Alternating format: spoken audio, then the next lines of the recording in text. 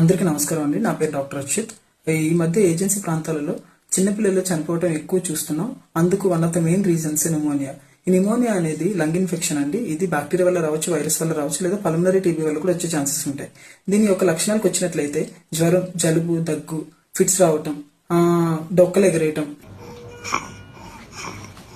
శ్వాస తీసుకోవడానికి ఇబ్బంది పడటం, శ్వాస తీసుకునే అప్పుడు పిల్లి కూతల్లా శబ్దాలు రావటం, లేదా శ్వాస తీసుకునే అప్పుడు గురక శబ్దాల్లా రావటం,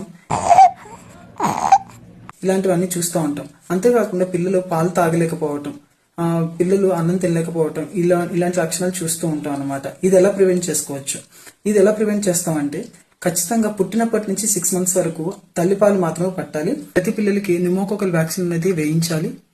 పిల్లల్ని చలి ప్రాంతంలో ఉన్నప్పుడు పిల్లల్ని వెచ్చగా ఉండేలా చేయాలన్నమాట. ఇది ఎలా అంటే స్వెటర్ వేయటం, గ్లౌస్ వేయటం, మంకీ కాప్ వేయటం, సాక్స్ వేయటం, ఇలా చేయటం వల్ల మన పిల్లల్ని వెచ్చగా ఉంచుతాం అనమాట. మీ ఇళ్లలోని వెలుతురు గాలి అందేలా చూసుకోవాలి. పిల్లలు ఉన్న ప్రాంతాల్లోని స్మోకింగ్ అనేది చేయకూడదు. అంతేకాకుండా మీరు పిల్లల్ని తీసుకునేప్పుడు ఖచ్చితంగా మీ హ్యాండ్స్ అనేది క్లీన్ చేసుకోవాలి. అన్హైజీన్ ప్లేసెస్లో పిల్లలు ఉన్నట్లయితే ఖచ్చితంగా వాళ్ళ హ్యాండ్స్ కూడా కడిగేలా చూసుకోవాలి. ఈ లక్షణాల్లోని ఏ ఒక్క పిల్లలు మీకు కనబడినా దగ్గరలో ఉన్న హెల్త్ ఫెసిలిటీస్కి తీసుకుని వెళ్ళి ట్రీట్మెంట్ అందించాలి. ఇలా చేయకుండా మీరు లోకల్లో ఉన్న గురువుల్ని కలిసి పసర మందులు పట్టినట్లయితే ఆ పసర మందు కొన్నిసార్లు వికటించి అది విషంలా మారి మీ పిల్లల ప్రాణాలని తీయటం జరుగుతుంది అనమాట. దయచేసి ఇలాంటిది లక్షణాలు ఉన్న పిల్లల్ని గురువుల దగ్గర కాకుండా లోకల్లో ఉన్న మీ హెల్త్ ఫెసిలిటీస్ని తీసుకుని వెళ్ళి ట్రీట్మెంట్ అందించి మీ పిల్లల్ని హెల్తీగా ఉంచుతారని కోరుకుంటున్నాను. Thank you.